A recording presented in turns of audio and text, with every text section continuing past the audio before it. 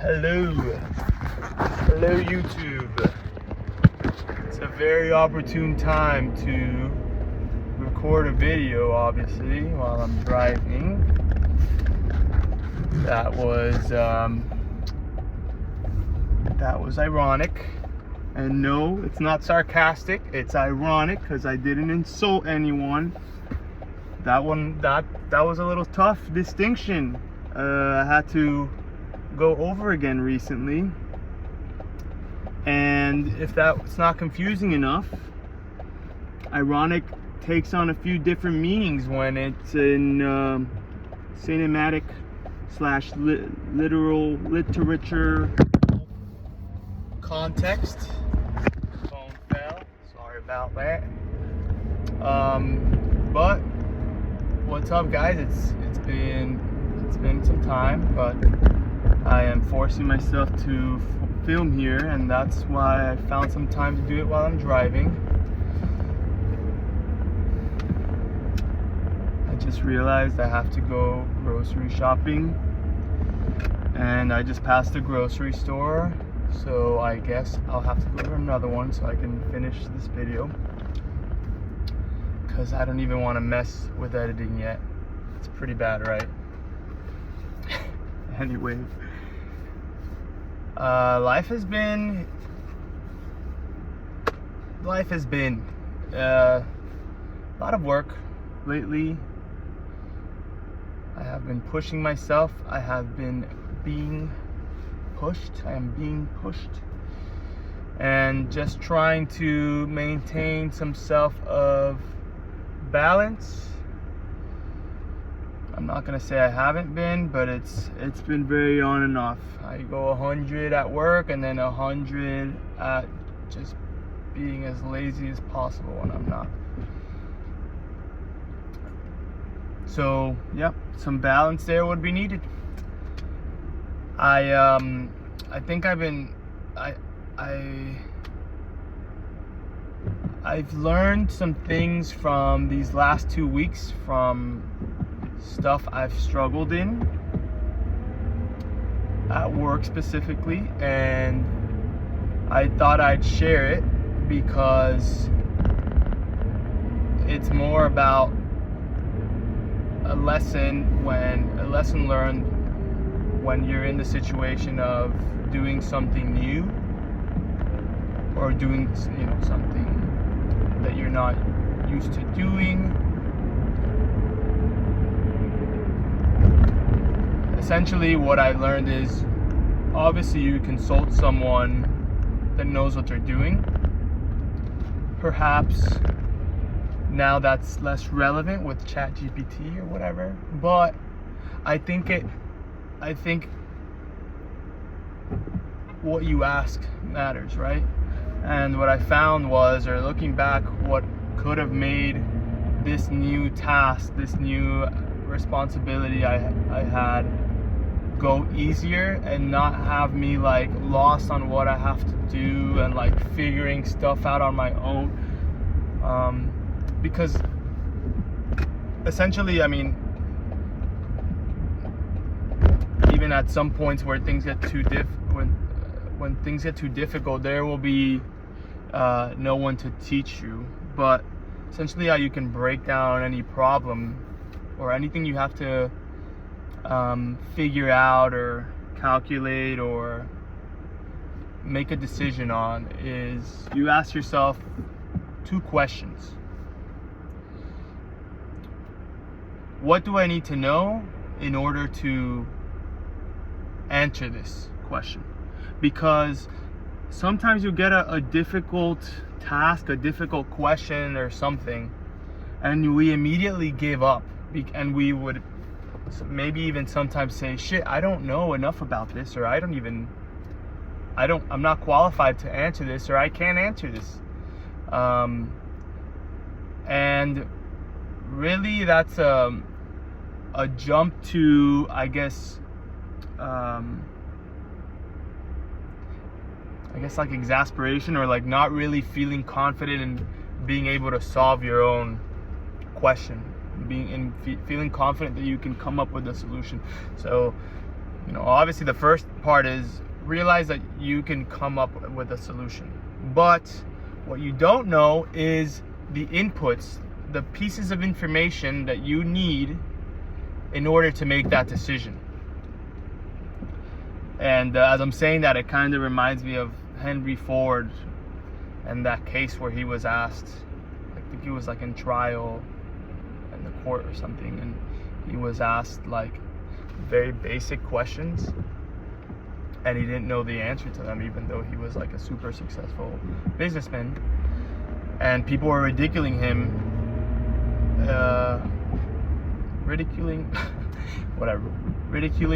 in the court. And his answer was something along the lines of, why do I need to know the answer to this question? It's pretty simple, and I have people 100 times more knowledgeable than me around me that can answer it in a question. So what's really the point of me memorizing it? And it's a good point. At the end of the day, he's making the decisions, but he relies on other people having pieces of information to make that decision. So you have to know how to ask, what do I need in order to make this decision? If you're doing it for the first time, that's going to be crucial. What do I need in order to make this decision?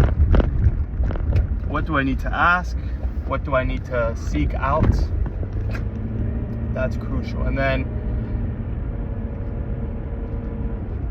the second question, and maybe this may apply in some context only, but the second question is, how do I present this solution? How do I share this solution? How does this solution make sense to somebody else? Sometimes you may come up with an answer to something, but in trying to explain it, people are lost because you could be looking at it from a different perspective. Especially if you're collaborating with someone, you may be looking at only your portion of the solution, like how it makes sense to your business, to your needs. But really, to execute and to work with someone else, you have to think, what is my audience? What is it that I'm trying to share, and why would they care about this, or how would they best make use of this situation? And I think, well, for one, I'm as I say this back, I'm really glad I learned that lesson. And I also give myself grace in not really knowing that before. Maybe for some of you that seems pretty obvious. Hopefully for others it's something that sticks with you and maybe you can try out. But even going halfway and saying, and this actually happened to me, even going halfway and saying, okay, I have the pieces of information that I need to answer this, and then answering it the way that you figured it out, the way that you are thinking about it to someone else, all that work might have been for nothing if the other person can't understand you. So yeah, little tip there, little thing to be grateful for. I think it's very important to take the wins that you have from your day, that you have from things that are difficult, things that you learn from, and reflect on them and pat yourself on the back for something as small as that. I know I always talk about journaling, or I have talked about journaling, and that is one of the biggest pros to it, and that is one of the spaces where I do that kind of thing, and I say, hey, let's think about what I learned today, or about what I actually did today, and it'll be something like that. Yeah, things are steady. Like I said, a rough patch. I'm closing out the year right now with many different things, emotionally, with my work, with friends, this end of the year has really felt like a conclusion to like many different, like a different chapter in my life, because I moved back from Austin to Miami. I live in Miami now again, since last year, exactly around this time, and I started a new job, and yeah, there's a lot to reflect on now, and this is a good time to reflect, spend time with family, but also can be a very busy time, so trying my best here to keep it moving. But yeah, I'm really happy I had some time to film this video. I feel like I do wanna tackle some more challenging questions. I've been watching this podcast, Fresh and Fit. Shout out to Fresh and Fit. I for the most part, I like it. Respect to those guys. I think what I like most about those really controversial, kind of blunt, hard-hitting facts type of podcast is they're very unapologetic, and I do believe that we live in a time that's pretty sensitive to everything. So it's good to be able to express what you think without any filter, without anything, and be able to discuss it and argue it. But there are some things that I hear on that podcast that I just don't agree with, and maybe I'd love to like debate one of those things one day, or like do my take on it. They're great. They bring up really good points, but in general, sometimes I think they go too hard on this, I guess, hyper masculinity thing and the way the world is type thing.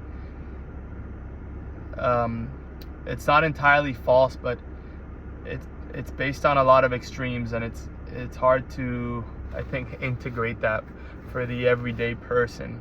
It's hard to make that make sense for someone who's not a famous kind of I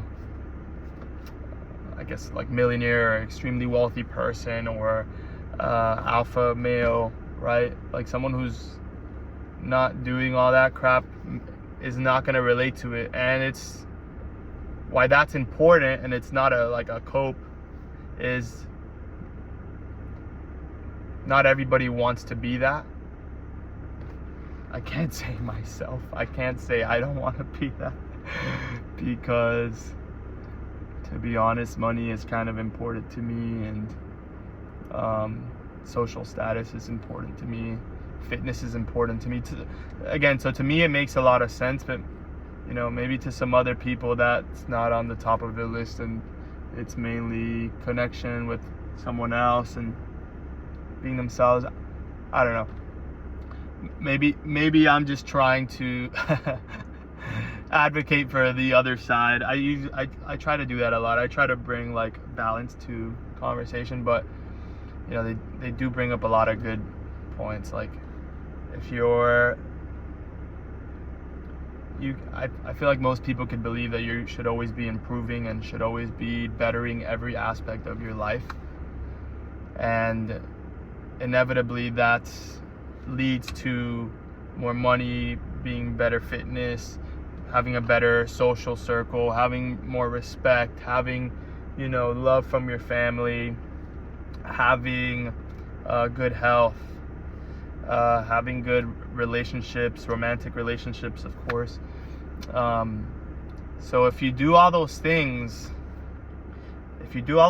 naturally you become more desirable, and when you become more desirable, naturally you have more partners and you become more irreplaceable. But still there are some things there I feel like I'm doing now what I was supposed to be doing in another video. But there are some things there that really touch into like hypergamy, especially in males, and being able to like sleep with other women while your woman who's supposed to be feminine and submit to your like masculinity or whatever is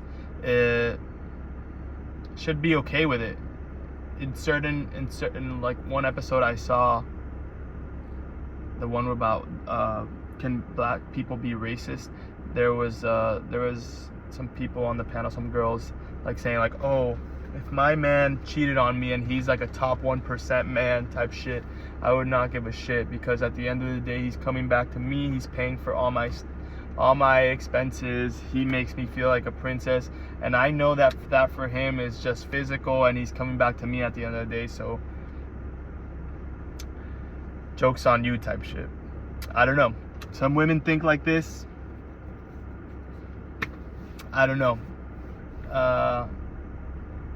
It's like I said, it's tough. A lot of women these days also have a brain and jobs, and you know, I want to have their own identities and don't just want to submit to their man, and would not respect a man if they cheated on them. But anyway, I want to talk about this when it's more fully thought out, when it's, you know, but it's just been something on my mind, because I think a lot of people listen to this stuff, and you can really go down this rabbit hole, and hey, I mean, young people can listen to this, so just thought I'd look into it.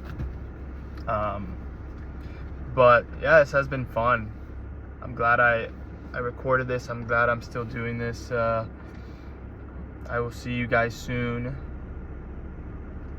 I saw I had a subscriber. Shout out to you, sir or ma'am. I don't know if you're a new subscriber or you were following me from before for whatever reason, but now that I have my one subscriber, give me some suggestions on stuff that, you know, you want to debate, that you find interesting, maybe stuff that you go through as a professional, as a liver of life. And yeah, thank you for subscribing. I'll see you guys soon. Take care.